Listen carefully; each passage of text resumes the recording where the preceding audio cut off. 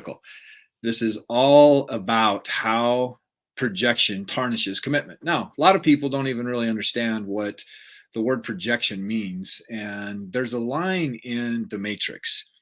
Really been studying The Matrix a lot recently and have found some really incredible teaching moments as a result of doing it. And so Neo goes to the Oracle, and the Oracle says to Neo, "Do you know why you're here?" And Neo says, "Yeah, Morpheus sent me here. And he said that I am here to see if I am the one."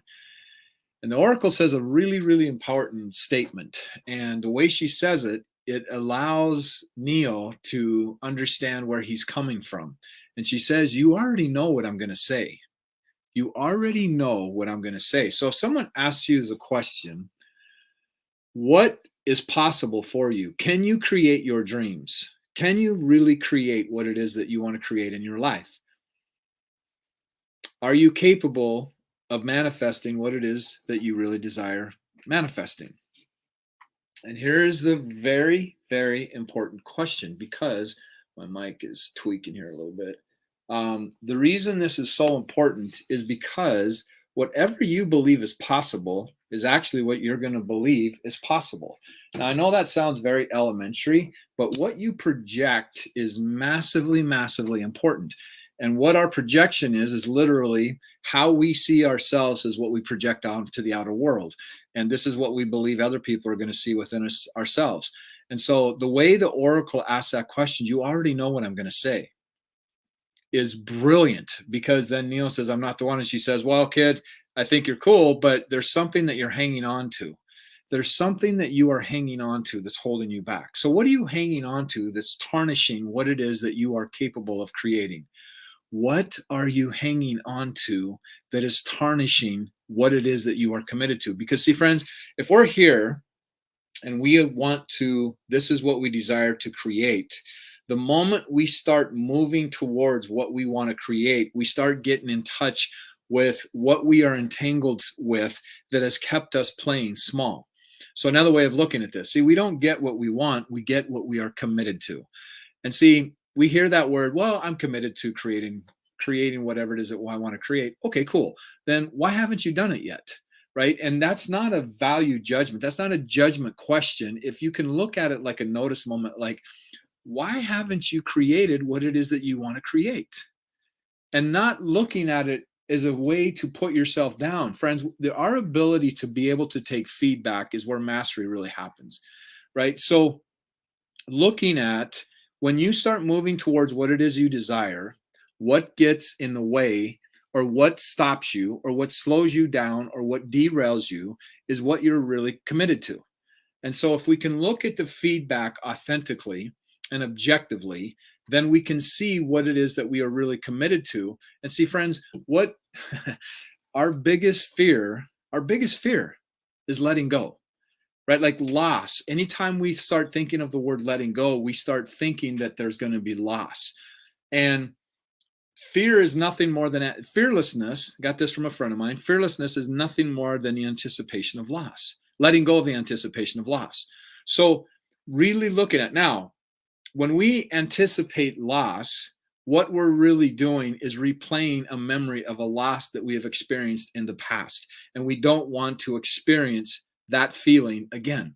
So what's important is for us to really look at and give ourselves the opportunity and space to really allow ourselves to grieve the loss that we experienced in our past, right? But see, these feelings are uncomfortable, right? And the reason they're uncomfortable is because we don't know how to be with them. And the more we're able to be with them, the more we understand that this is a very important process. I mean, you think about it, is natural for a caterpillar. I don't know if all caterpillars turn to butterflies. Never thought about it till just right now. But it's natural for a caterpillar to go through this process of going through this metamorphic process to becoming a butterfly. Now, you look at that process, it does not look like it's a lot of fun to me, right? Because you are literally becoming something completely different. But in order for that caterpillar to become the butterfly, it has to let go of the caterpillar identity, right? We've all heard this metaphorically, but when we are in our own lives, experiencing what we are experiencing, and we're moving towards. See, friends, understand the reason it's a desire is because it's outside of us, right? And this is also why it is our greatest fear, is because when we start moving towards the unknown, it's going to bring up things within ourselves that let us realize what we have invested into that keeps us playing small. Okay, the more you're able to look at this, by the way, if you haven't seen the thing scrolling on the bottom, the Potential Zone group, I highly recommend you joining that group. I'm going to be doing a masterclass training on Monday at 6 p.m. Pacific 6 p.m. Pacific Standard Time. You do not want to miss this training. And I give lots of gifts and lots of things away within the Potential Zone group. It's absolutely free, awesome community, amazing things happen over there. So I'd encourage you to get over there now. Well, not yet, but later. But so this is how projections tarnish our commitments, is because we are projecting on to the commitment what we believe is possible for us. And now we've got to ask ourselves, where did we get these beliefs? Where did we get this program that we have invested so much energy into of playing small? Where did it come from? Right? And we've got to be able to look at where did it come from and see, for a lot of people, and this has been my journey, so many people have hard times looking at the authority figures in their life and realizing the impact that they had on their lives, because they feel if they give up that narrative, then they're going to have to realize some things that are going to cause them suffering or pain, right? But understand, it's, if we don't, again, you've heard me say this a million times. I say this quote all the time. If we do not make our unconscious conscious, it will control our lives, and we will call it fate, by Carl Jung, right? This is what this means, is it's our shadow that's running our lives, right? And if we're not able to go in, this is true badassery. This is like the people that can go and look at their shadows and look at what it is that keeps them playing small are the people that I have the utmost respect for, because that takes, well, I don't know what other way to say it, but it takes real huevos. Like you can really find out what somebody's made of by how real they get about who they are on the inside. How in touch are they with their inner world? That's where the authentic people show up in their power, is because they've given themselves the ability to accept all they are. This isn't about something being wrong with you. This isn't about you being broken or being an outcast or anything like that. It's about looking at the narratives that you have created about past experiences. So what all this is about. And out of that narrative, you end up projecting that onto your commitment or other people and how they believe, how you feel that they think about your commitment, right? So the more you're able to do this, the more you're able to step into your fullest potential, is recognizing, what are you hanging on to? What do you have to let go? What is the story you've created around certain things? What stories have you invested into? And now, friends, understand, this is something that, again, I've done this for a very, very, very long time, that when we are victimized as a child, what we end up doing is recognizing that there's something that happens by an authority figure in our lives. And usually that authority figure is somebody that we want to love us and support us and care for us. But what we end up doing is that we end up becoming that perpetrator that victimized us. And then we victimize ourselves because of the story we tell ourselves about the trauma that we experienced. Okay. The trauma is, yes, there's parts of our lives where we have been victimized, but it's understanding that what if that victimization was the very thing that is going to liberate you of understanding just how freaking badass you really are, right? Like really stepping into what it is that, because to me, there's nothing more challenging than really looking in your shadow and coming to terms with the part of you that you want to reject, right? Because the parts of you you want to reject are what you are projecting on to what you want to commit to. And see, if you're not whole, you're fragmented. And if you have these different parts going around, it's going to be really hard for you to get your energy, bring it together, focused, so that you can create the outcomes that you really want to create, right? It's like chasing two different rabbits. You're never going to catch either one of them. And because you're not focused on where you want to put your life force, which is your focus is your life force, right? Like that's your energy. And where we place our focus, it expands, and we can become subject to what it is. We become subject to what we focus on. If we focus it on long enough, it actually becomes like a vortex and sucks us in. So looking at what you really desire to create, what has kept you from creating it, who do you have to become in order to make that happen? Whether it's in a relationship, whether it's health, whether it's finances, whatever it is, there's versions of you that you're going to have to let go of in order for you to create the version of you that is required for the desired outcome. Okay. The other part of that is also understanding that letting go of, see, pride right below courage, and that courage is where we're able to really distinguish what truth is. Pride, love is part of our ego. And we do. So I'm just going to straight up ask you, how easy is it for you to admit that you're wrong? Right now, I don't look at things as right and wrong. And I get that challenges some people. There's effective and ineffective. Right. And if the reason I don't look at things right or wrong is because I understand that what I'm deciding is based on the state that I'm in with the ability and the knowledge that I have to access at that point in my life. Like there were decisions I made back when I was younger that if I'd have known what I know then, that would have been a completely different decision. But see, every decision is a value clarification. It is really us looking at and articulating what we really value. So case in point, right? If your pet bites your child, right? You are in a nanosecond are going to know which one you value in that moment. Now, does that mean he doesn't love your pet? Not at all. It means that you understand which one you value the most, right? It's like there's a great proverb where two women come to Solomon and they say, "This is my child," and the other one says, "This is my child," and he says, "Cut it in half." And you both get half of it. And then he recognized what parent it was, because the one that was the real parent was the one that didn't want to sacrifice a child to be right. Right? So it's really understanding, what do you value? What do you value? And see, there are parts of you that literally value certainty, which is some of the paradigms and some of the programs that you hang on to. And this is what tarnishes what it is when it comes time for you to step out into the unknown and create what it is that you want to create. Okay.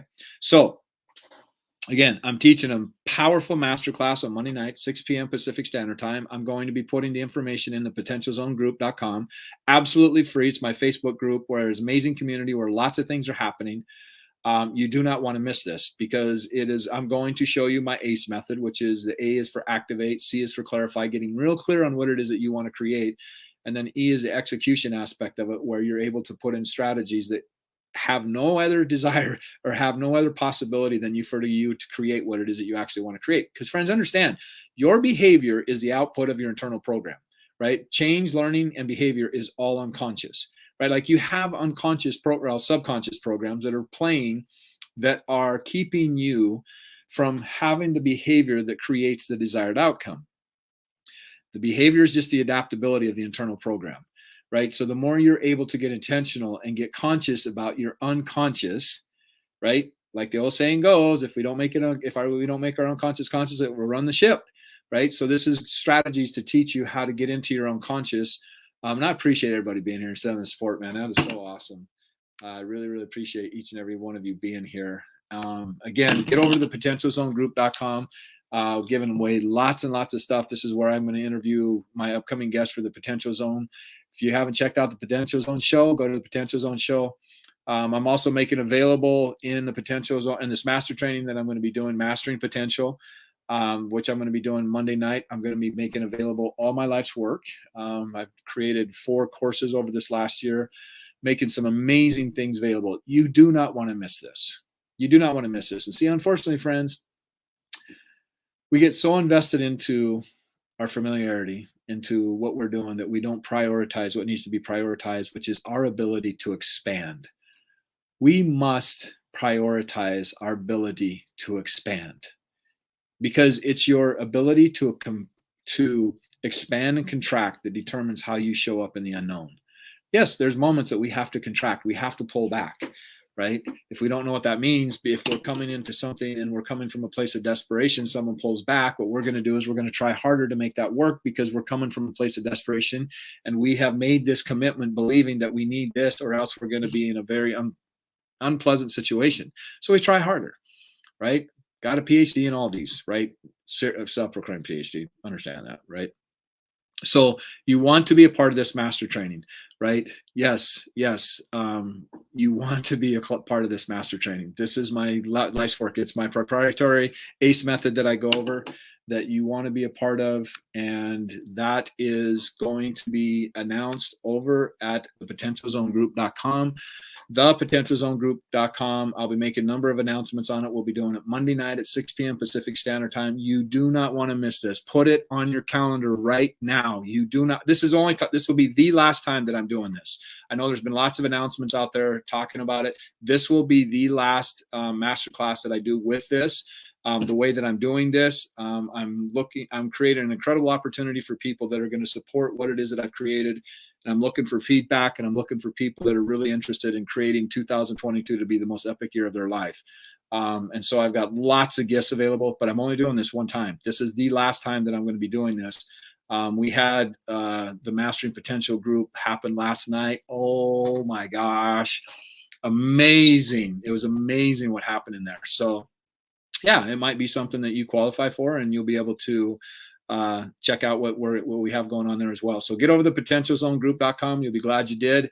Would love to meet you and connect with you more and more. And for all of my followers and friends, and I would love to see you there anyway. So get over to potentialzonegroup.com and make it a great evening. Let's make 2022 the most epic year of your life. And I look forward to getting to know you better and seeing how I can support you in making this the most incredible year of your life. So much love, my friend. Appreciate you being here. Appreciate your support. And let me know if there's anything that I can do to support you. I always look at my comments. Always, always, always. Yeah. One of the people that's in the potential said last night training was excellent. It was incredible.